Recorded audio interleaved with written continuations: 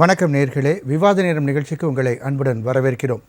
இன்று நாம் விவாதிக்கக்கூடிய தலைப்பானது கள்ளர் ஆதிதிராவிடர் அரசு பள்ளி பெயர் மாற்றும் விவகாரம். பெயரை மாற்றினால் மட்டும் ஜாதி ஒழிப்பு சாத்தியமா? முன்னாள் நீதியரசர் சந்துரு அறிக்கையின் சாதக பாதகம் என்ன என்ற தலைப்பில் தான் நாம் இன்று விவாதிக்க இருக்கிறோம். அதாவது கள்ளர் சீரமைப்பு பள்ளிகளை பள்ளி கல்வித்துறையுடன் இணைக்கும் நடவடிக்கை எடுக்கப் போகிறார்கள் என்று பல்வேறு தரப்பிலும் இன்று ஒரு செய்திகள் பரவியதை பார்க்க முடியுது. பல மீடியாக்களிலும் பரவியிருந்தது. அதற்கு மறுப்பு தெரிவிக்கும் விதமாக ஒரு அறிக்கை ஒன்று வெளியிடப்பட்டிருக்கிறது. அதாவது கள்ளர் சீரமைப்பு பள்ளிகளை பள்ளி கல்வித்துறையுடன் இணைக்கும் நடவடிக்கை எதையும் அரசு மேற்கொள்ளவில்லை. பிற்படுத்தப்பட்டோர், மிகவும் பிற்படுத்தப்பட்டோர் மற்றும் சிறுபான்மை நலத்துறை விளக்கம் அளித்திருக்கிறது. இதைத் தொடர்ந்து இதற்காக அதிமுக சார்பாக போராட்டம் நடத்தப்படும் என்றும் திண்டுக்கல் சீனிவாசன் அவர்கள் தெரிவித்திருக்கிறார்.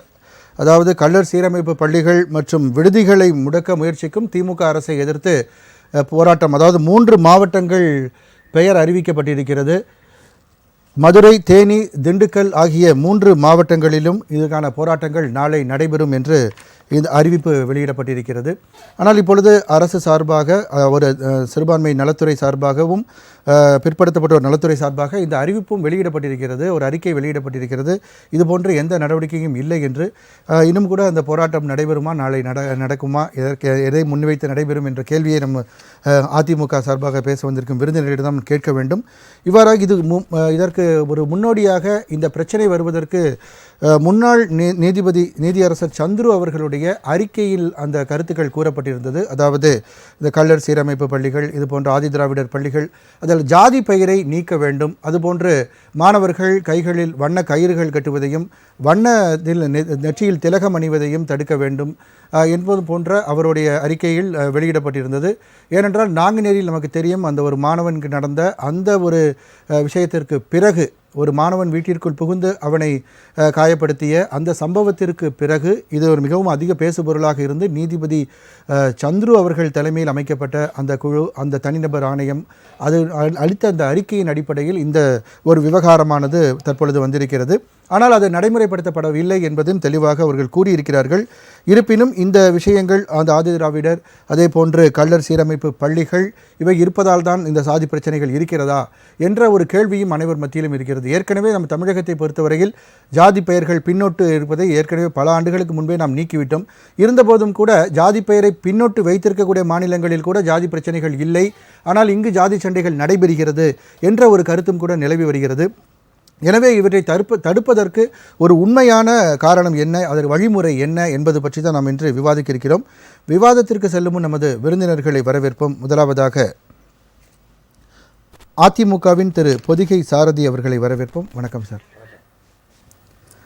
அடுத்ததாக மூத்த கல்வியாளர் திரு முருகையன் பக்ரிசாமி அவர்களை வரவேற்போம். வணக்கம் சார். சார், உங்கள் கல்வியாளர் உங்கள்கிட்ட துவங்கலான் இருக்கேன் சார். இந்த ஒரு விஷயத்தை நீங்கள் எப்படி பார்க்குறீங்க? இப்போ மறுப்பு தெரிவிக்கப்பட்டிருக்கிறது, ஆனாலும் ஒரு பேச்சுக்கள் வந்த வண்ணம் தான் இருக்கிறது. இந்த கள்ளர் ஆதிதிராவிடர் இது போன்ற அந்த பள்ளிகளில் அந்த பெயர்கள் நீக்கப்பட வேண்டும், இன்னும் சொல்லப்போனால் பள்ளி கல்வித்துறையுடன் அது இணைக்கப்பட வேண்டும் என்பன போன்ற விஷயங்கள் பேசுபொருளாக இருக்கிறது. உங்களுடைய பார்வை? இன்றைக்கு நம்முடைய மாண்புமிகு கல்வி அமைச்சர்கள் நேற்றே ஒரு அறிக்கை வெளியிட்டிருக்கிறார்கள். இதை பற்றி என்ன வெளியிட்டிருக்கிறாருன்னா, இந்த மாதிரி நீதிபதி சந்துரு அவர்கள் தலைமையிலே நியமிக்கப்பட்ட குழு ஒரு 600 பக்க அறிக்கையை கொடுத்திருக்கிறது. அந்த அறிக்கையில் இந்த மாதிரி பள்ளிக்கூடத்திலே சாதி பெயர்கள் இருக்கக்கூடாது, அது மாதிரி சாதி பாலியல் வன்முறைகளை தடுக்கும் வகையில் அந்த நன்கொடை கொடுத்தவர்கள் பெயரிலே கூட சாதி பெயர்கள் இருக்கக்கூடாது, இந்த சாதி வன்மம் ஒழிக்கப்பட வேண்டும், புதிதாக தொடங்கப்படுகிற பள்ளிகளுக்கு ஜாதி பெயரை வைத்து ஆரம்பித்தால் அதற்கு அனுமதிக்கக்கூடாது. இப்படியெல்லாம் சில முக்கியமான ஒரு பாயிண்ட், அந்த பகுதியில் அதிகமாக இருக்கக்கூடிய ஜாதியிலேருந்து ஒரு அந்த முதன்மை கல்வி அலுவலர்கள்லாம் வரக்கூடாதுன்ற போன்ற விஷயம். அது என்ன சொல்லியிருக்காங்கன்னா, மதுரை, திண்டுக்கல், தேனி, இப்போ நீங்கள் சொன்னீங்க, அங்கே கிட்டத்தட்ட 292 இந்த கள்ளர் பள்ளிகள் இருக்கின்றன. அது என்ன நோக்கத்தில் சொல்லியிருக்காருங்கிறதையும் முன்னாடி சொல்கிறேன். ஒரு பகுதியில் ஒரு ஜாதியைச் சேர்ந்த பெரும்பான்மையான ஆசிரியர்கள் இருந்தால் பரவலாக்கப்பட வேண்டும். ஆசிரியர்கள் இப்போ சப்போஸ் தாழ்த்தப்பட்டவராக இருந்தாலும், பழங்குடியினராக இருந்தாலும், பிற்படுத்தப்பட்டவராக இருந்தாலும், அது ஒரு பகுதியில் குவிந்து இந்த இடத்துல போனீங்கன்னா ஒரே தாழ்த்தப்பட்ட ஆசிரியர்களாக இருப்பார்கள், இந்த இடத்துல போனால் பின்தங்கிய வகுப்பு ஆசிரியர்களாக இருப்பார்கள் என்று இல்லாமல், அப்படி இருக்கிற போது அந்த அந்த ஒரு பெரிய கூட்டம் என்கிற போது அதுக்கு ஒரு வலிமை தேடி விடுகிறார்கள், அதுக்கு பரவலாக்கப்படும் என்று சொல்லியிருக்கிறார். அதற்கு முன்னதாக இன்றைக்கு கல்வி அமைச்சர் அவர்கள் நேற்று என்ன சொல்லியிருக்கார்கள் என்று சொன்னால், அதாவது இப்படி ஒரு நீதிபதி சந்திர அவர்கள் பரிந்துரை கொடுத்திருக்கிறார்கள். அதனுடைய அடிப்படையில் ஆதி திராவிட நலத்துறை பள்ளிகள், இந்த மாதிரி கள்ளர் சீர்மரபினர் பள்ளிகள், பழங்குடியினர் நலத்துறை பள்ளிகள், இந்த பள்ளிகளை அரசு பள்ளிகள் என்று பெயர் மாற்றம் செய்யலாமா என்பது குறித்து கருத்து கேட்பு நடத்தி அந்த கருத்துக்களை முதலமைச்சரிடம் கொடுத்திருக்கிறோம். அந்த பரிசீலனை செய்து முடிவு பிறக்கவில்லை என்று நேற்று அறிக்கை விட்டிருக்கிறார்கள்.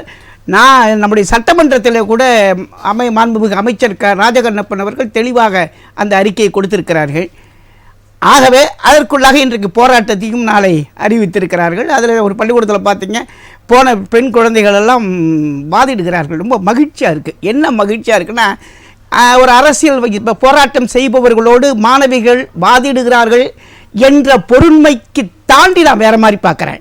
இந்த பள்ளி பிள்ளைகள் கூட இந்த ஜாதியை நீங்கள் சொல்லி நீங்கள் ஒரு வன்முறையோ போராட்டமோ வேண்டாம் என்று சொல்வதைப் போல அவர்கள் பதில் சொல்வதை பார்த்தால், இந்த இளம் தலைமுறையிடையே இந்த சாதியை விதைக்கக்கூடாது. சாதிகள் இல்லையடி பாப்பா குல தாழ்த்தி உயர்ச்சி சொல்லல் பாவம் இன்னும் பாரதியார் சொல்லியிருக்கார். இப்போ நம்ம சென்னை மாநகராட்சியில் எப்போ நம்முடைய பெயர் பலகைகள் எல்லாம் சாதி பெயரை நீக்கணும், எல்லாத்துலேயும் சாதி பெயரை செட்டியார் ஆசாரி நாடார் குண்டுங்க என்பதெல்லாம் நீக்கிவிட்டு பெயர் பலகைகளே சாதியை நீக்கணும்.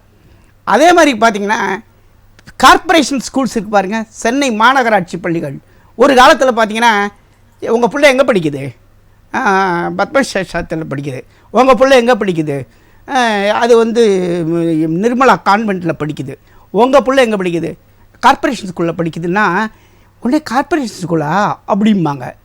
ஆனால் இன்றைக்கி மாநகராட்சி பள்ளிகள் எவ்வளவு தரம் உயர்த்தி, எவ்வளவு கட்டிட வசதிகளோடு, எவ்வளோ ஸ்மார்ட் கிளாஸோடு இன்றைக்கு எத்தனை பள்ளிகள் 100% விழுக்காடு தேர்ச்சியை காட்டி வெளிநாட்டுக்கு பயணம் செய்கிற மாணவர்கள் கூட மாநகராட்சி. அப்போ என்ன பண்ணாங்க, மாநகராட்சி பள்ளிகளுடைய பெயரை எல்லாம் மாற்றி சென்னை பள்ளிகள்னு வச்சாங்க. அன்றைக்கு அதை வரவேற்றோம். மாநகராட்சி பள்ளிகள் என்ற பெயரை சென்னை பள்ளிகள் என்று பெயர் வைக்கிற போது நம்ம வரவேற்கிறோம். ஏன் வரவேற்கிறோம்? இந்த மாநகராட்சிங்கிற அந்த பெயரை வச்சுக்கிட்டு ஒருத்தனை இழிவாக பார்க்கக்கூடாது. இந்த சமத்துவம் என்பது எங்கே? அதனால தான் சீருடை, காமராஜர் அறிமுகம் பண்ண சீருடையது சமத்துவம். ஏன் சத்துணவு? சமத்துவம். ஏன் சுதந்திர தினத்துக்கு சமபந்தி? சமத்துவம். ஆகவே ஒரு சாதி மத பேதமற்ற ஒரு சமுதாயத்தை உருவாக்க வேண்டும் என்றால் இந்த சாதி பெயர்களை இன்னும் கட்டிக்கொண்டு அழக்கூடாது என்பது சந்திர சொன்னதை இம்ப்ளிமெண்ட் பண்ணணும்னு தான் உங்களுடைய பாயிண்ட், என்னுடைய கருத்து. இப்போ இந்த தவறில்லை, ஆனால் அவங்க இந்த நோக்கத்துக்காக ஒரு கண்டிஷன் இல்ல, இந்த விஷயங்கள் எதற்காக கொண்டு வர, அதாவது அறிவை மேம்படுத்தணும். சந்திர சொன்னது அத்தனையும் பண்ணணும். என்ன பாதிப்புன்னு கேட்கறாங்க. என்ன பாதிப்பு?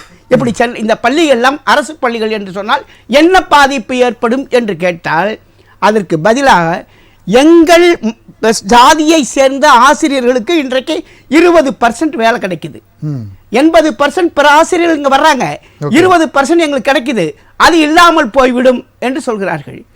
ஆனால் அரசு பள்ளிகள் என்று மாற்றும் போது இந்த பிரிவினருக்கு 20 விழுக்காடு ஒதுக்கீடு செய்வதை உறுதி செய்யுது.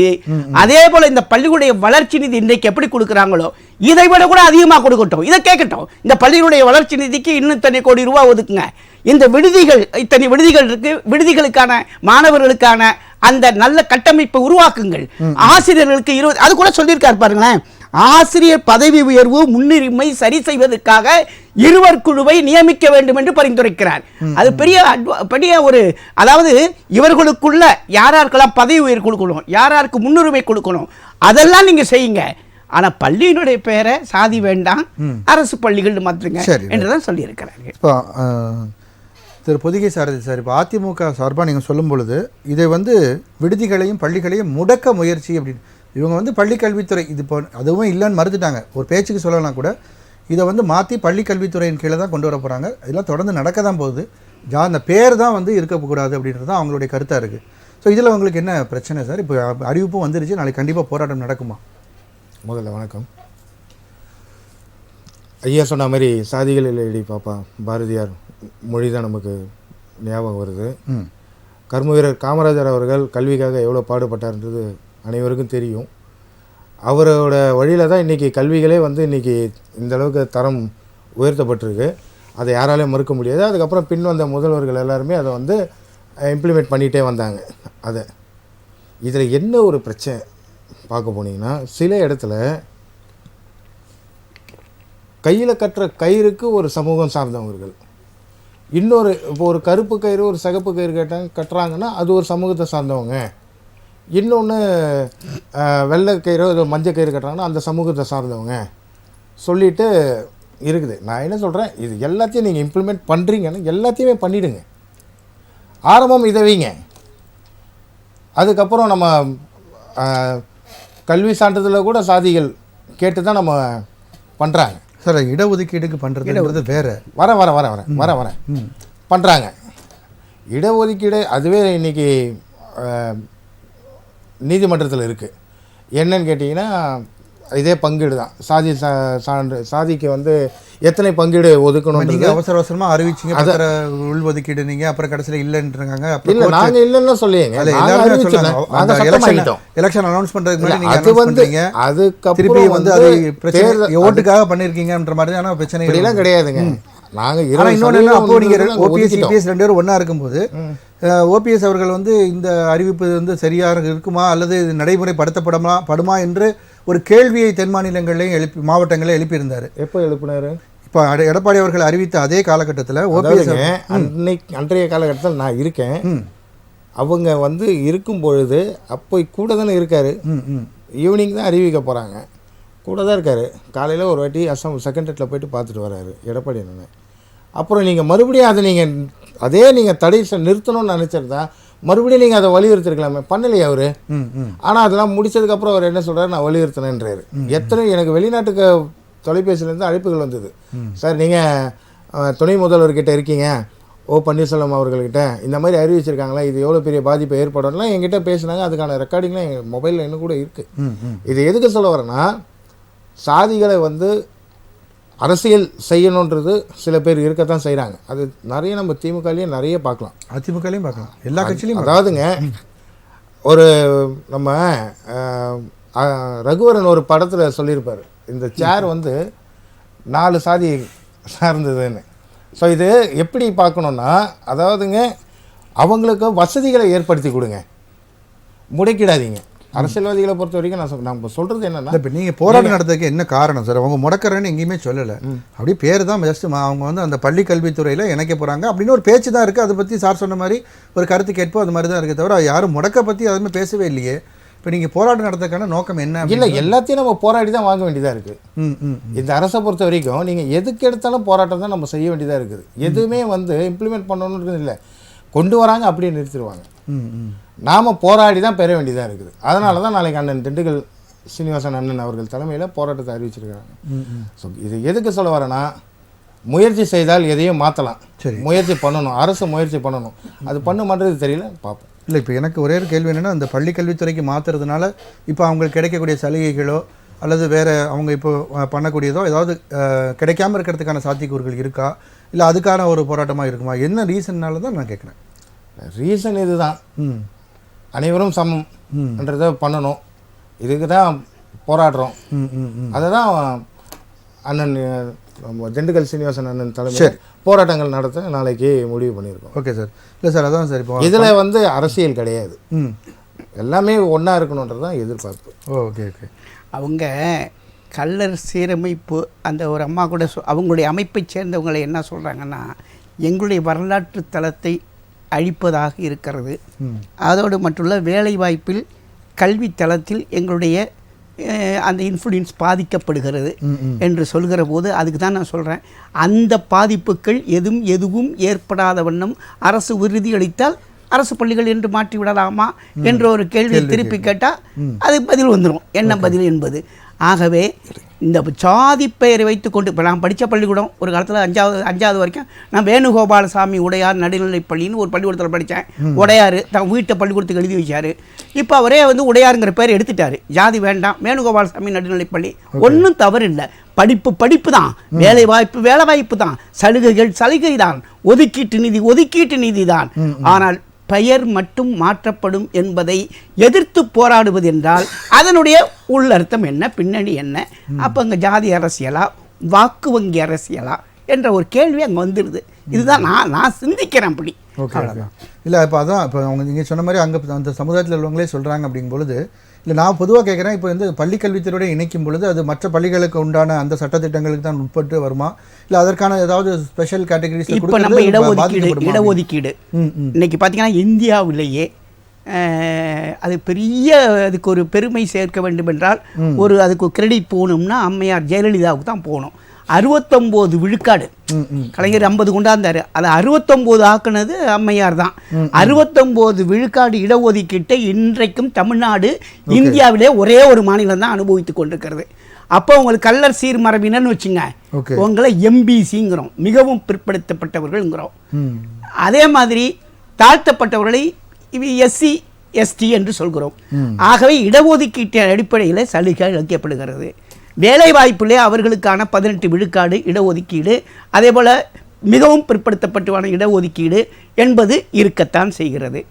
நீங்கள் அதையும் மீறி எக்ஸம்ஷனலாக விதிவிலக்காக எங்களுக்கு 20% ஆசிரியர்கள் எங்கள் பள்ளியில் நியமிக்கப்பட வேண்டும் என்று சொன்னால், நிச்சயமாக தேனி, திண்டுக்கல், மதுரை பகுதியில் உள்ள கள்ளர் பள்ளிகளில் அரசு பள்ளிகளாக மாறினாலும் 20 விழுக்காடு ஆசிரியர்கள் கள்ளர் மரபிலிருந்து நியமனம் செய்யப்படுவார்கள். சொல்யூஷன் தான், தீர்வு தான் பார்க்கணுமே தவிர அதை விட்டுட்டு ஒரு இங்கே உள்ளவங்களாம் வாக்கு எனக்கு போடுவாங்க அப்படின்னு ஒரு முடிவு எடுத்துக்கிட்டு அங்கே போய் போராடக்கூடாது. கண்டிப்பாக தொடர்ந்து பேசுவோம் சார். நமது இணையம் வழியாக நம்முடன் இணையும் பிஜேபியின் திரு தூத்துக்குடி செல்வம் அவர்களை வரவேற்போம். வணக்கம் சார். வணக்கம். வணக்கம். சொல்லுங்கள் சார், உங்களுடைய முதல் சுற்று கருத்தை பதிவு பண்ணுங்கள் சார். ராஜ் நியூஸ் தொலைக்காட்சி நிறுவனத்திற்கு அதன் நெறியாளர் மரியாதைக்குரிய சகோதரர் ரங்கநாதன், அதே போலவே தொழில்நுட்ப கலைஞர்களுக்கு, என்னுடைய சக பங்கேற்பாளர்களுக்கு வணக்கம். இதுல என்னன்னு கேட்டீங்கன்னா, அந்த நீதியரசர் சந்துரு அவர்களுடைய அறிக்கையின் பேர்ல இந்த சர்ச்சை இப்போ வந்திருக்கு. அது அதிமுக அரசியலாக்கிறதுக்கு முயற்சி பண்ணுது. அது 2 கோணத்துல நீங்க பாத்தீங்கன்னா, இதுல இப்ப தூத்துக்குடியை எடுத்துக்கிட்டீங்கன்னா வஉசி கல்லூரி, இது அரசு உதவி பெறுகிற government aided college, university grant commission எல்லாம் கிடைக்கிற கல்லூரி. அதே மாதிரி பள்ளிகள் இப்ப எங்க ஊருக்கு பக்கத்திலே கூட பாத்தீங்கன்னா இந்து சரஸ்வதி வித்யாலயான் இருக்கு. அதுக்கு அடுத்த ஊர்ல பாத்தீங்கன்னா ஆதி திராவிடர் தொடக்க பள்ளின்னு இருக்கு. இதுல இப்போதைக்கு நான் என்ன சொல்றேன்னா, இந்து சரஸ்வதி வித்யாலயாங்கிற பள்ளியில வந்து திருநீர் வச்சு போவாங்க, இந்த குழந்தைகள் போகும். இன்னொரு பள்ளியில பக்கத்துல இருக்கிற சர்வைட் ஸ்கூல் இருக்கு. அங்க பாத்தீங்கன்னா அதுல இருக்கிற ஆசிரியர்களோ நிர்வாகமோ கூட பொட்டு வைக்கிறது, அதாவது திருநீர் வைக்கிறது எல்லாம் அனுமதிக்கிறது இல்லை. இப்படி ஒவ்வொரு பள்ளிகளுக்கு ஒரு வகையான பழக்க வழக்கங்கள் நிறைய நீண்ட நாளா இருக்கு.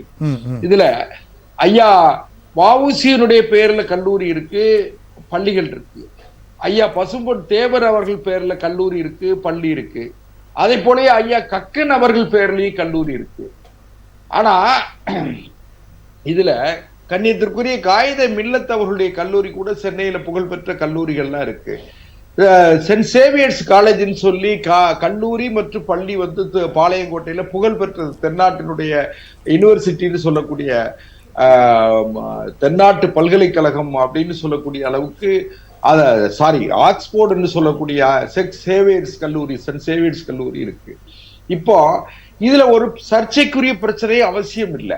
ஏன்னு கேட்டீங்கன்னா, சீரமைப்பு அப்படிங்கிற பெயர்ல நாம இல்லாத ஒரு சங்கடத்தை உண்டாக்க வேண்டாம்னு நினைக்கிறேன். இன்னும் எனக்கு முன்னால பேசிய நண்பர்கள் என்ன பேசுறாங்கன்னு நான் புரிஞ்சுக்கிடல. அதனால தேனி, திண்டுக்கல் அந்த பகுதியில, சிவகங்கை இந்த பகுதியில பாத்தீங்கன்னா கள்ளர், மறவர், அகமுடையார்னு சொல்லி தேவர் முக்குளத்தோர் சமூகத்துல கூட 3 பிரிவு இருக்கு. கள்ளர், மறவர், அகமுடையார்னு 3 பேர் இருக்காங்க. அந்த 3 பேர்கள், ஹலோ சொல்லுங்க சார், தொடர்ந்து பேசுங்க. அதாவது கள்ளர், மறவர், அகமுடையார் இருக்காங்க. இந்த 3ஐயும் உள்ளடக்கி கள்ளர் சீரமைப்பு பள்ளி அப்படின்னு சொல்லி, கள்ளர் ஒரு காலத்துல கள்ளர் சமூகம்லாம் வந்து எப்படின்னு கேட்டா, இரவு நேரத்துல காவல் நிலையத்துல கையெழுத்து போடணும், இரவு நேரத்துல காவல் நிலையத்திலேயே படுத்திருக்கணுங்கிற மாதிரிலாம் ஒரு காலங்களில் சட்டங்கள் இருந்தது. அதையெல்லாம் மாத்தணுங்கிறதுக்காகத்தான் இந்த கல்லர் இன்னும் கூட கேட்டீங்கன்னா சார், இந்த குற்ற பரம்பரை சட்டம் அது போன்றது. அதான் காலப்போக்கில் பாத்தீங்கன்னா அந்தந்த சமூகங்கள்ல இருக்கிற தாராள மனப்பான்மை உள்ளவர்கள் எல்லாம் பெருந்தலைவர் காமராஜர் அவர்கள் போட்ட விதை இருக்கு பாருங்க, கல்விக்காக போட்ட விதை. அந்த விதையின் அந்த கல்வியினுடைய மகத்துவத்தை பெருந்தலைவர் காமராஜர் தான் உயர்த்தினாங்க. பெருந்தலைவர் காமராஜரை நினைக்காமல், பெருந்தலைவர் காமராஜரை புகழ்ந்து பேசாமல் நம்ம கடந்து போறதுங்கிறது அது நியாயம் இல்லை. ஏன்னா பெருந்தலைவர் காமராஜர் தான் கல்வி தந்தை, கல்விக்கன் திறந்த கர்ம வீரர் காமராஜர் அப்படிங்கிறத பேரு. அதனால அந்த உணர்ந்த காரணத்தாலதான் ஐயா பசும்பொன் தேவரை கொண்டாடக்கூடிய அந்த சமூகத்து மக்கள் எல்லாம் சேர்ந்து தேவர் ஐயா பசும்பொன் முத்துராமலிங்க தேவர் நினைவு அறக்கட்டளை அப்படின்னு ஒண்ணு ஆரம்பிச்சு அதன் பேர்ல ஒரு பள்ளிக்கூடம், அதன் பேர்ல ஒரு கல்லூரி, ஐயா வஉசியை கொண்டாடக்கூடியவங்க வஉசியுடைய பேர்ல கல்லூரி பள்ளி. நீங்க வந்து இப்ப இப்படியே தொடர்றதுனால இந்த பிரச்சனை இல்லைன்னு தான் உங்களுடைய வாதமா இருக்கு. என்ன இருக்கு அதுக்கும் நாங்குநேரி சம்பவத்தையும் நாம ஒண்ணுக்கொண்டு முடிச்சு போட வேண்டிய அவசியம் இல்லை. நாங்குநேரில ஒரு பள்ளி மாணவனை வந்து வீடு புகுந்து தாக்கியதை மிக கடுமையான கண்டனத்துக்குரியது. அது என்னன்னு சரி, அப்போ நீங்க வந்து அவரோட சந்துரு அவர்கள் அறிக்கைப்படி அந்த கயிறு கட்டுறது, திலகம் கலரா அந்த வண்ணத்துல திலகம் வைக்கிறது, இதெல்லாம் அவர் வந்து கூடாதுன்றாரு. அதை நீங்க எப்படி பாக்குறீங்க? அதெல்லாம் நான் இன்னொரு விஷயம், நான் இன்னொன்னு தினசரி நீங்க அதை எப்படி எடுத்துக்கிறீங்கன்னு தெரியாது. கடந்த 30 ஆண்டுகள் எனக்கு நினைவு தெரிய ஒரு 30 ஆண்டுகள் தினசரி நான் வந்து காக்காவுக்கு, அதாவது என்னுடைய முன்னோர்கள் என்று நான் நினைக்கிறேன், காக்கைக்கு சாதம் வைத்து விட்டு துளசி மாடத்தில் தண்ணீர் ஊற்றி அதை சுற்றி கும்பிட்டு சுலோகங்கள் சொல்லி நான் வந்து வணங்கிட்டு வெளியே வர்றது நான் கடைபிடிக்கிற நம்பிக்கை, கடைபிடிக்கிற மரபு. இதுல நாம ஏன் போட்டு தலையிடணும்? நீங்க இல்ல சார் நான் கேட்கிற கேள்வி வேற, அந்த யாருமே தலையிடல. இப்போ அந்த கயிறு அப்படின்னு இருக்க அதுலயும் அந்த வண்ண திலகங்கள் மூலமாகவும் இவங்கெல்லாம் ஒரு குறிப்பிட்ட ஜாதியை சேர்ந்தவங்க அப்படின்றது அவர் அடையாளப்படுத்துது. இப்போ நமக்கு தெரியும், நான் தென் மாவட்டத்தில் வந்து கல்லூரிகள்லையோ பள்ளிகள்லையோ போகும்போதே வந்து இதை அடையாளத்தை பார்த்து அவங்கவுங்க அந்த குரூப்பா பிரியிற இதெல்லாம் நம்ம பார்த்துருக்கோம். ஸோ அதை தடுக்க முடியும் இல்லையா குறைந்தபட்ச மாணவர்கள் மத்தியில? அண்ணா அனுமதிச்சிங்கன்னா ஒரே ஒரு செய்தி என்னன்னு கேட்டீங்கன்னா, இஸ்லாமிய மக்கள் சகோதரிகள் படிக்கிற இடங்கள்ல வந்து அவங்க ஹிஜாப் போட்டு தான் வராங்க இன்னைக்கும். அந்த பள்ளி குழந்தைகளாக இருக்கட்டும் அல்லது கல்லூரியில படிக்கிற மாணவிகளாக இருக்கட்டும், அதனால ஒண்ணு இப்ப சர்ச்சைகள் இல்லை. நீங்க ஒரே ஒரு செய்தி, நான் 13 முறை சிறைச்சாலைக்கு போயிருக்கேன். சிறையில போன உடனே அதிகபட்சம் அரை மணி நேரத்துக்குள்ள ஜாதி பார்த்து பிரிச்சிருவாங்க. அரை மணி நேரத்துக்குள்ள நான் வந்து அரசியல் கைதியா போயிருக்கேன். அரசியல் கைதியா போயிருக்கும் போது நம்ம வேதனைப்பட்டிருக்கோம். ஆனா சிறைச்சாலை என்பது சீர்திருத்தம் செய்யக்கூடிய இடம். அங்க பாத்தீங்கன்னா அரை மணி நேரத்துக்குள்ள அவங்கவுங்க ஜாதி தலைவர்கள், ஜாதியை சார்ந்த பெருங்குற்றம் செய்தவர்கள் அவங்க எல்லாம் அடைபட்டிருக்கிற இடத்துல இவங்கெல்லாம் போய் நீ என்ன குற்றத்துல வந்திருக்க, என்ன ஜாதி, எந்த ஊரு அப்படிலாம் கேட்டு அவங்க எல்லாம் சேர்ந்துருவாங்க. இது வந்து தவிர்க்கவே முடியாத ஒரு நிலைமை. இன்னொன்னு, நீங்க சீர்திருத்தம்னு சொல்லி பேசுறோம், சீர்திருத்தம் பேசுற நாம முதல்ல பள்ளிக்கூடத்துல சேரும் போதே நான் வந்து இந்த ஜாதி, இந்து, நன்குடி வெள்ளாளர், இந்து அந்த சமூகம். சார் ஓகே நீங்க சொல்ல புரியுது சார். அது குறைந்தபட்சம் வந்து அது அரசு ஏடுகள்லையும் அது ஆவணங்கள்ல, அதாவது பள்ளி ஆவணங்கள்ல இருக்கும். இப்போ அதை தான் சொல்றாங்க, ஸ்காலர்ஷிப் வாங்குற பசங்களுடைய பெயர்களை கூட நீங்க வெளியில சொல்லக்கூடாது. ஏன்னா ஸ்காலர்ஷிப் வாங்குறாங்கனாலே யார் வாங்குவாங்க, என்ன ஜாதின்றது மற்ற மாணவர்கள் கண்டுபிடிச்சிருவாங்க.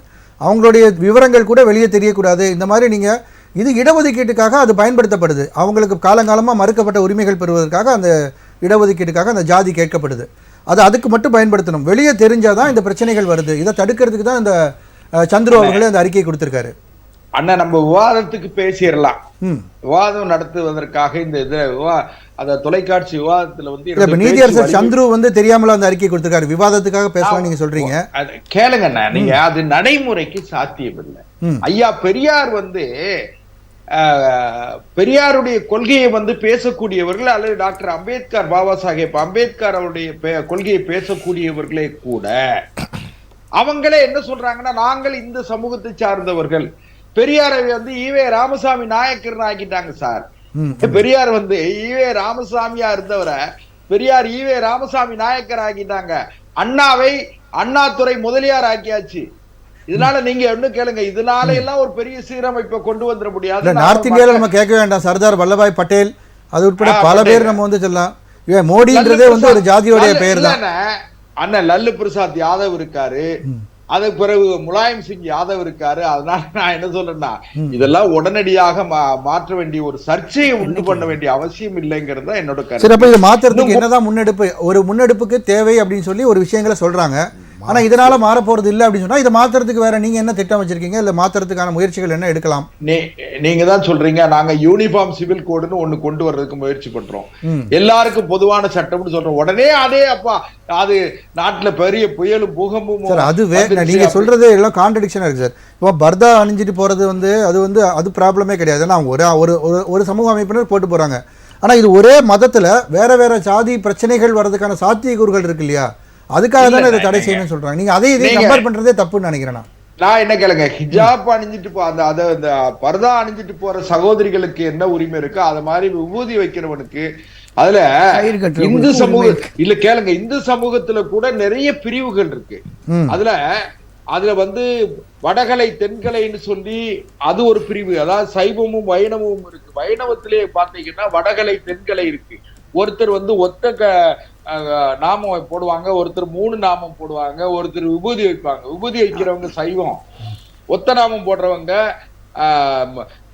3 நாமம் போடுறவங்க, இப்படிலாம் இருக்காங்க. அதனால நான் என்ன சொல்றேன்னா, நீண்ட காலம் கடைபிடிக்கிற மரபுகளை நாம் மாற்றி அதன் மூலமாக ஒரு புதிய சர்ச்சைகளை ஏற்படுத்துறதை விட நாம இதை படிப்படியா இதை மாற்றுவதற்கான முயற்சிகளை, ஒருவேளை இதை மாத்தினா சாதி எல்லாம் ஒழிஞ்சிரும் அப்படி நீங்க சொன்னீங்கன்னா, இன்னும் ஒண்ணும் கேட்டீங்கன்னா,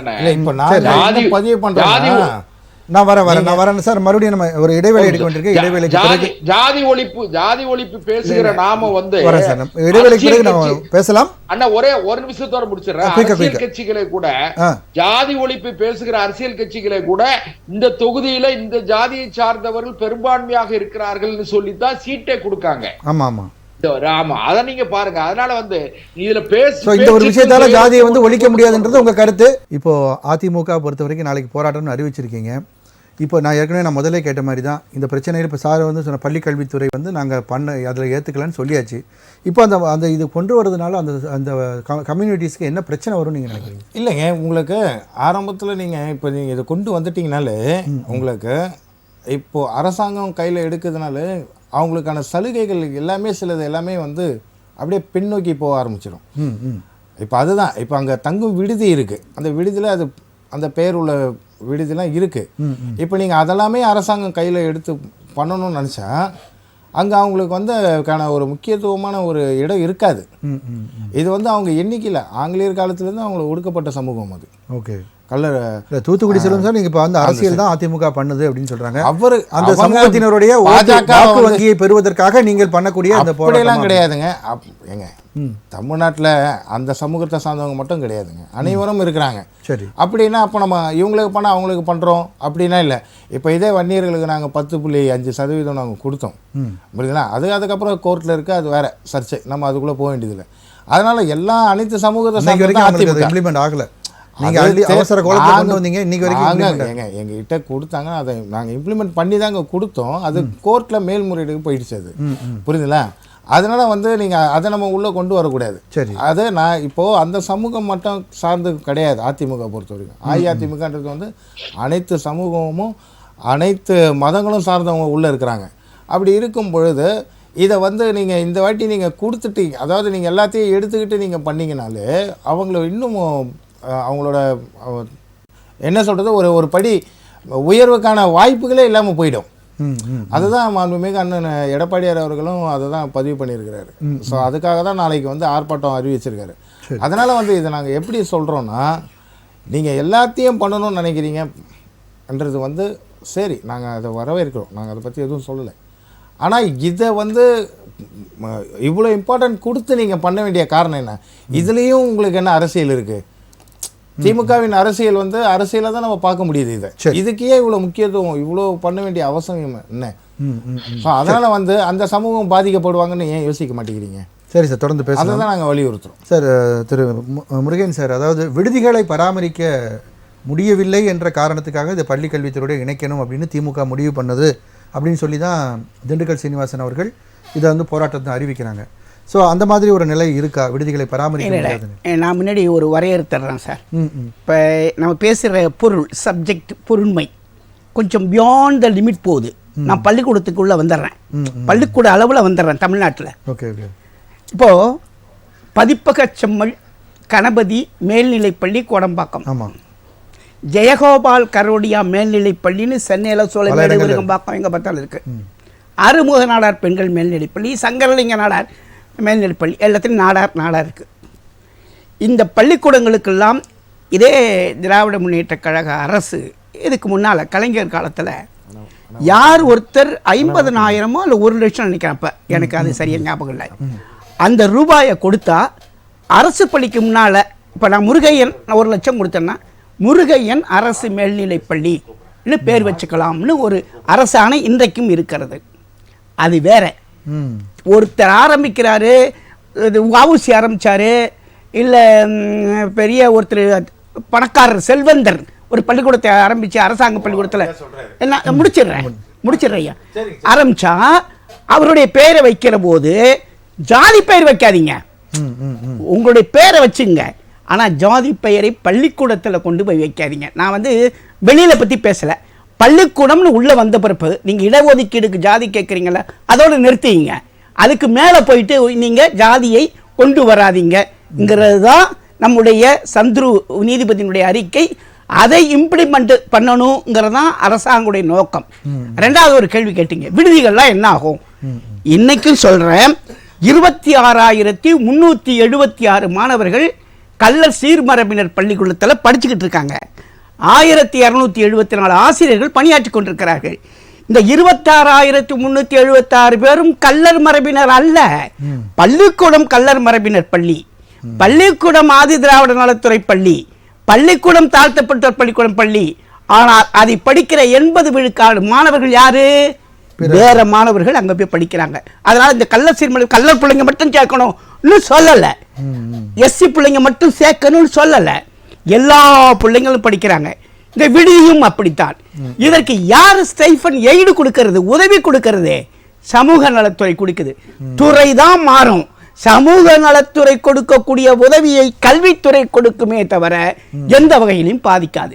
சரி, வேண்டாம், இப்படியே விட்டுடலாம். இன்னொரு கேள்வி அவர் கேட்கிறாரு, கேளுங்க. இது பல மரபுகள் தொண்டு தொட்டு நமக்கு பின்பற்றிட்டு வரோம்.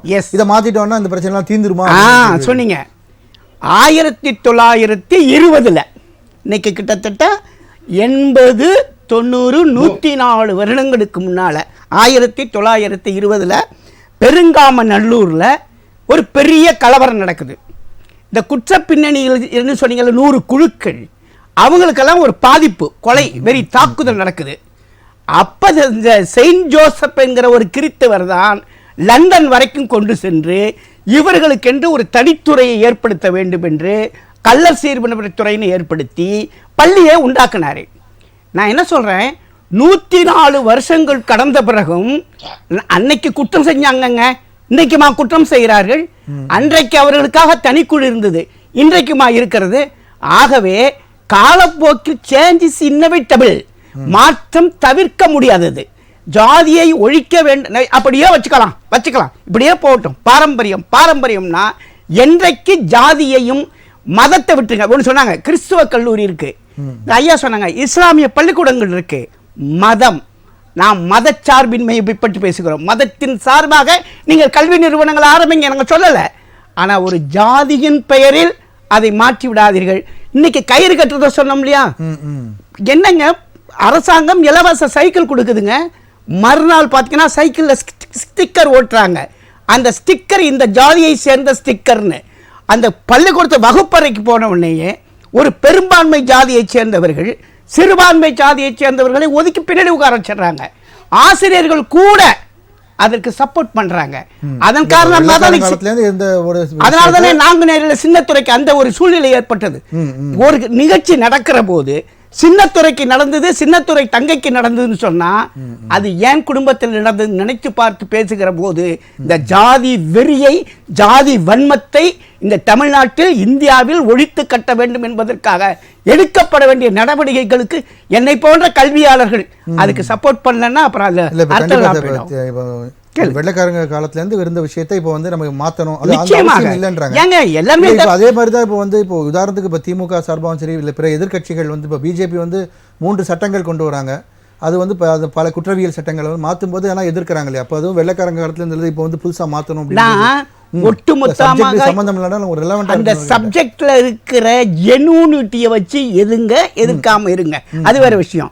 நீங்க இதை எதுக்க மாட்டேன்னா அப்ப அதையும் எதுக்க கூடாது, இல்லை நீங்க எதுக்குறீங்கன்னு கேட்க கூடாது. அது குடியுரிமை சட்டத்துல பல்வேறு அம்சங்களை எதிர்க்கிறோம், குற்றவியல் சட்டத்திலையும் பல்வேறு எதிர்க்கிறோம், சில விஷயங்கள் ஏற்றுக்கிறோம். நீங்க அழகா சொன்னார் Palkhivala, very very very best economic இது உள்ளவர். பல்கிவாலா பேசுறாருன்னா லட்சக்கணக்கில் பேர் உட்கார்ந்து கல்கட்டாவில் கேட்ட நேரம் ரொம்ப அழகா சொன்னாருங்க Palkhivala. we have the first class constitution but third class leadership. Constitution first class தாங்க இருக்கு, அதை இம்ப்ளிமெண்ட் பண்ற பாருங்க. ப்ரிஃபேஸ் அரசியல் சாசனத்தினுடைய முகப்புரையை பள்ளி புத்தகத்திலிருந்து எடுக்கிறோம் சொன்னா அப்ப நீங்க எங்க போய் நிக்கிறீங்க? அப்ப அது எதிர்த்து தானே ஆகணும். எதிர்க்க வேண்டியது எதுக்கணும், வரவேற்கத்தக்க வேண்டியதை வரவேற்கணும். கண்டிப்பா தொடர்ந்து பேசுவோம் சார். தூத்துக்குடி செல்வம் சார். மாற்றம் ஒன்றே மாறாதது அப்படின்றாங்க. ஆனா நீங்க சொல்றீங்க தொன்று பல விஷயங்கள் நம்ம வந்து பின்பற்றிட்டு வரோம், அதெல்லாம் மாற்றக்கூடாது அப்படின்றீங்க. ஸோ எப்படி அதை நான் ஒழிக்கிறதுக்கான என்ன நடைமுறையை கொண்டு வரலாம்னு கேட்டால் அதற்கான பதிலும் சரியான முறையில் இல்லை. நீங்க அதான் சொன்னோமே, நாம காலனி ஆதிக்க மனப்பான்மையிலிருந்து விடுபடுங்கன்னு சொல்லித்தான் நாம குற்றவியல் நடைமுறை சட்டம், சாட்சிய சட்டம், விசாரணை முறை சட்டத்துல நம்ம மாத்திருக்கோம். அதுக்கு கடந்து சமூக ஆர்வலர்கள்ங்கிறவங்க எல்லாம் உடனே கொதிச்சு எழுதுறாங்க.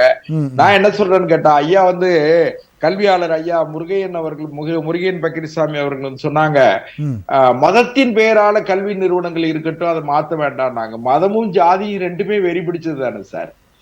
நீங்க ஒண்ணு மதம் இருக்கலாம்னு சொன்னா ஒரு தீமை என்பது எல்லா தீமைகளும் ஒழிக்கப்படணுமே தவிர அதை விட்டுட்டு ஒரு தீமை இருக்கலாம் இன்னொரு தீமையை ஒழிக்கணும்னு சொல்றதுல நியாயம் கிடையாது. நான் என்ன சொல்றேன்னா, காலங்கள் பேசும்பொழுது நான் குறுக்கிறேன்னு தவிர நினைக்க வேண்டாம். கயிறு கட்டுறதை பத்தி பேசும் பொழுது அவர் ஐயா என்ன பதிவு பண்ணாரு, பர்தா என்ன சொல்றது, சிறுபான்மையினர் வந்து சகோதரிகள் எல்லாம் பர்தா அணிஞ்சிட்டு தான் போறாங்க, அப்போ அதை பண்றாங்களே, இதை ஏன் எடுக்கணும்ன்ற மாதிரி அவர் வந்து அண்ணன் வந்து பதிவு பண்ணாரு. இல்ல அதை எடுக்க வேணும்னு சொல்லல, அதெல்லாம் வந்து அவங்க அக்செப்ட் பண்ணிக்கிறாங்க, அவங்க எடுக்கிறாங்க, அதை நம்மளும் அக்செப்ட் பண்ணிக்கிறோம். அதே மாதிரி கயிறையை நீங்க அக்செப்ட் பண்ணிக்கணும்ன்ற மாதிரி தான் வாதிட்டீங்க. இதுக்கும் நாம வந்து முடிச்சு போட்டு பேச முடியாது, புரியுதுங்களா? ஒரு நிமிஷம் அதாவது ஒண்ணு சர்ச்சைகளை வளர்க்க வேண்டாம். ஏன்னா நாடு அமைதியா போகணும்னு சொன்னா ஏற்கனவே கடைபிடிக்கிற மரபுகள்ல ஒரு சிதைவை உண்டு பண்ணி அதன் மூலமாக இப்போ எடப்பாடி பழனிசாமி அவர்கள் மரியாதைக்குரிய அதிமுக இணை ஒருங்கிணைப்பாளர் திரு எடப்பாடி பழனிசாமி அவர்கள் வந்து கழக பொதுச் செயலாளர் கோர்ட் நீதிமன்றத்துல கூட சட்டமும் தலைமை கழகமும் நான் சொல்லி முடிச்சிடறேன், நீங்க அது கூட பேசுங்க. அதிமுகவுடைய முன்னாள் முதலமைச்சர் வச்சுக்கிடுங்களேன், நமக்கு என்ன இருக்கு அதுல. பொதுச் செயலாளர், இன்றைய பொதுச் செயலாளர், அதிமுகவின் நிரந்தர பொதுச் செயலாளர் தம்பி சாரதி. இப்போ நிரந்தரம் சொன்ன நிறைய எல்லாம் நம்ம பார்த்துட்டு இல்லைங்க. அதிமுகவின் வலுவான தூண் அண்ணன் எடப்பாடியார், கழக பொதுச் செயலாளர். 2 கோடி மக்களுக்கு தொண்டர்களுக்கு ஒரு கழக பொதுச் செயலாளர். 1.5 கோடி 2 கோடி நீங்க ஒரு தெருக்கோடி இல்லையே. உங்களுக்கு தலைவரை அடுத்த நிமிஷம் மாத்திர போறீங்க. டெல்லியில இருந்து அழைப்பு வந்தா நீங்க உங்க தலைவரை மாத்திர போறீங்க. சார் ஒரு நிமிஷம். விவாத நேரம், மக்கள் குரல். அதுக்குள்ள வந்துருச்சா?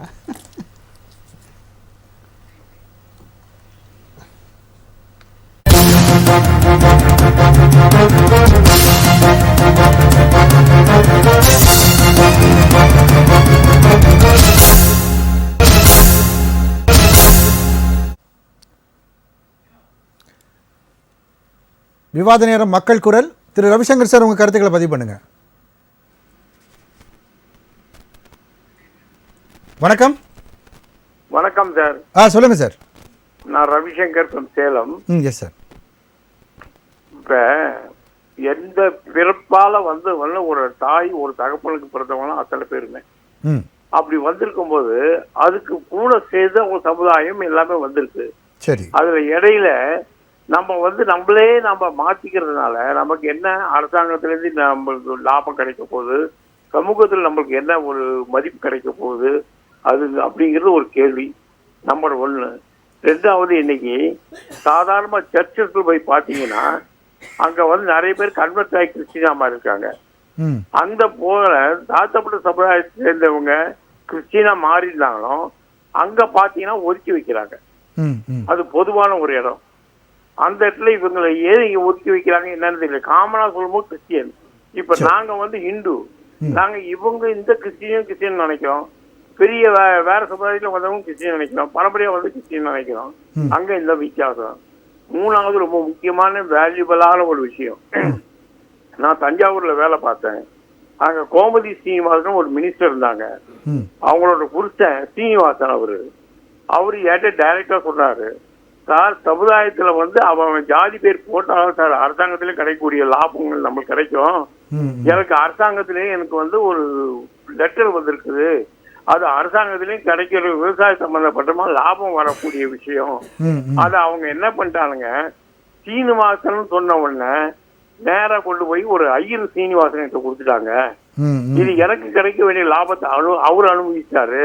அவர் சொன்ன வார்த்தையை உங்ககிட்ட அப்படியே சொல்றேன். நல்ல பெரிய சீனிவாசன் சொல்லிதான் எனக்கு என்ன கௌரவமா போகுது, லாபம் கிடைச்சிருக்கும். அது மாதிரி நம்ம இதை வந்து சொல்ல வேண்டிய அவசியமே கிடையாது. ஓகே சார், நன்றி. இல்லை, அதாவது அவங்க சொல்லக்கூடிய அந்த பாயிண்ட் என்னென்னா, அது பெயர் மூலமாக தான் கவர்மெண்ட்லேயே வந்து பெயரை வச்சே வந்து அந்த வேலைகள்லாம் நடைபெறுது அப்படின்ற மாதிரியான ஒரு விஷயத்தை குறிப்பிட்டாரு. அதாவது பின்னணியில் நம்முடைய சகோதரர் சொன்னது மாதிரி எந்த ஜாதிக்காரன் எங்கே நிறையா இருக்கானோ அந்த ஜாதிக்காரனை வேட்பாளர் நான் நிறுத்துறதுங்கிறது அரசியல். நான் அரசியலுக்குள்ளே போகலை. நான் ஒரு கல்வியாளன் என்கிற அடிப்படையில் ஒரு பள்ளிக்கூடத்துக்குள்ளே போகிறேன். இந்த பள்ளிக்கூடத்துக்குள்ள மட்டும்தான் இந்த சமத்துவத்தை சொல்லிக் கொடுக்க முடியும். பலதரப்பட்ட சாதிகளை சேர்ந்தவன் ஒன்றா வந்து உட்கார்ந்து சாப்பிட்டு ஒன்றா உட்கார்ந்து படித்து ஒன்றா நண்பர்களாகிறாங்க. மகாத்மா காந்தி கூட தன்னுடைய வரலாற்றில் சுயசரிதையில் எழுதியிருக்கிறாரு, நான் வந்து படிக்கிறப்போ என்னுடைய தாழ்த்தப்பட்ட ஆதிதிராவிட தலித் நண்பனுடைய வீட்டுக்கு நான் போயிட்டு வந்தேன். எங்கள் வீட்டில் வந்து என்னை துணியெல்லாம் துணிச்சு தண்ணியில் நனைச்சிட்டு போட்டு உள்ளே வர சொன்னாங்க, நான் ஏற்றுக்கொள்ள முடியும் சுயசரிதையில் எழுதியிருக்கிறார். ஆகவே பாரம்பரியமாக பள்ளிக்கூடத்துக்குள் போகும்போது தான் இந்த சாதி மத பேதங்கள் ஒழிக்கப்பட வேண்டும்.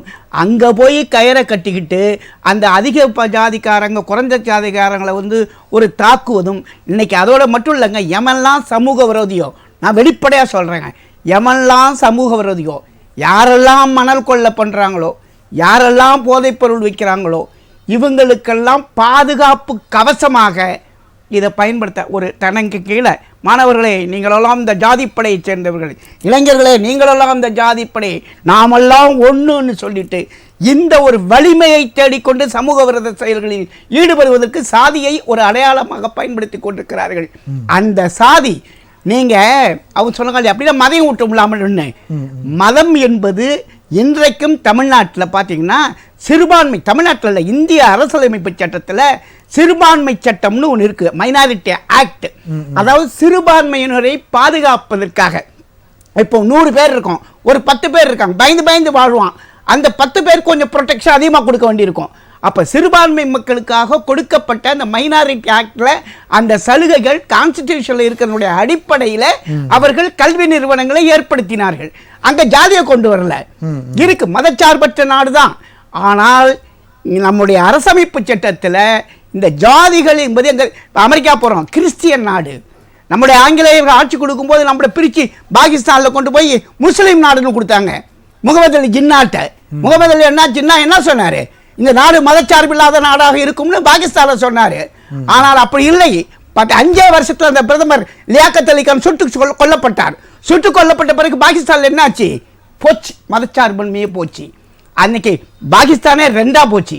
ஆகவே இந்த மதச்சார்பின்மை என்பது இன்றைக்கும் நம்முடைய நாட்டிலே இந்தியாவில் நம்முடைய அந்த கான்ஸ்டிடியூஷன் இருக்கிறதுனால தான் 18வது நாடாளுமன்றத்தை நம்ம சந்திச்சு இன்னைக்கும் ஜனநாயக குடியரசு நாடா இருக்கிறதுல எனக்கு பெருமை இருக்கிறது. ஆனால் அந்த பெருமையோடு இந்த ஜாதி மத இந்த பாலியல் வன்மம் ஜாதிய வன்மம் அதையெல்லாம் ஒழித்து கட்டுவதற்கு அடித்தளமாக அமைவது பள்ளிக்கூடம் தான் என்பதனாலே நான் 36 வருஷம் பள்ளிக்கூடத்தில் இருந்ததுனால இந்த கயிறு கட்டும் கலாச்சாரத்தை இந்த பொட்டு வச்சு அடையாளப்படுத்தக்கூடிய கலாச்சாரத்தை ஒழித்து விட்டு அவர்களுடைய ஒரு சகோதரத்துவத்தை சமத்துவத்தை சாதி ஒருத்தருக்கு ஒருத்தர் சாதின்னு சொல்லிக் கொள்ளலாம் அங்கே ஒழிச்சாதான் சமுதாயத்தில் எங்கே உழைத்தாதான் பின்னாடி விளையும். ஆகவே தான் நான் பள்ளிக்கூடத்தில் பண்ணணும் போது அப்போ சந்திர சொல்கிறான், நான் அந்த சாதி பேர்லாம் எடுத்துருங்க, நன்கொடை கொடுத்தா கூட ஜெயகோபால் கரோடியான்னு வைங்க, ஜாதி வைக்காதீங்க, ஆறுமுக நாடார் எடுத்துருங்க, ஆறுமுகம்னு வைங்க. இப்போ பெயர் பலகைகள் எடுக்கும்போது இப்படி தானே எதிர்ப்பு வந்தது, இப்போ சரியா இல்லையா? இப்படித்தான் மெல்ல மெல்ல களையெடுத்து இந்த சமுதாயத்தில் சாதி அந்த வெறியை நீக்க வேண்டும் என்பதற்காகத்தான் நான் அந்த ஆர்குமெண்ட் இந்த விவாதத்தை இங்கே வைக்கிறேன். சரி, ஓகே சார். திரு செல்வம் சார், இப்போது எந்த ஒரு இனிஷியேஷன்ஸும் இல்லாமல் எப்படி இதை வந்து எராடிகேட் பண்ண முடியுன்ற ஒரு கேள்வி இருக்கு இல்லையா? இதை வந்து தொடர்ந்துட்டே வரும்போது இன்னும் எத்தனை தலைமுறை ஆனாலும் இதை மறக்கவே மாட்டாங்க அப்படின்ற நினைவுபடுத்தக்கூடிய ஒரு வாய்ப்புகள் அதிகமாக இருக்குது அப்படின்னு தானே பார்க்க முடியுது. வாக்குச்சீட்டு அரசியலை நம்பி இருக்கிற அரசியல் கட்சிகள் வந்து இதுல வந்து ஒன்றும் பண்ணிட முடியாது. ஏன்னு கேட்டீங்கன்னா, நாம எதை எடுத்தாலுமே அதுக்கு வந்து ஒரு சமூக ஆர்வலர்ங்கிற பெயர்லயும் இல்ல, குறைந்தபட்ச மாணவர்கள் மத்தியில கொண்டு வரும்போது இந்த தலைமுறை இல்லாட்டாலும் ஒரு 2 தலைமுறை கழிச்சாவது அது மாறதுக்கான சாத்தியக்கூறுகள். நான் ஒன்னே ஒண்ணு கேளுங்களேன், நான் வந்து ஜாதிக்கு ஆதரவானவன் கிடையாது, மதத்துக்கு ஆதரவானவன் கிடையாது. ஐயா முருகையன் அவர்கள் கூட சொன்ன போது கூட சொன்னாங்க, மதத்தின் பேரால பள்ளிக்கூடம் இருக்கலாம், ஜாதியின் பேரால ரெண்டையும் ஒழிங்க சார். மதமும் வேண்டாம், ஜாதியும் வேண்டாம்.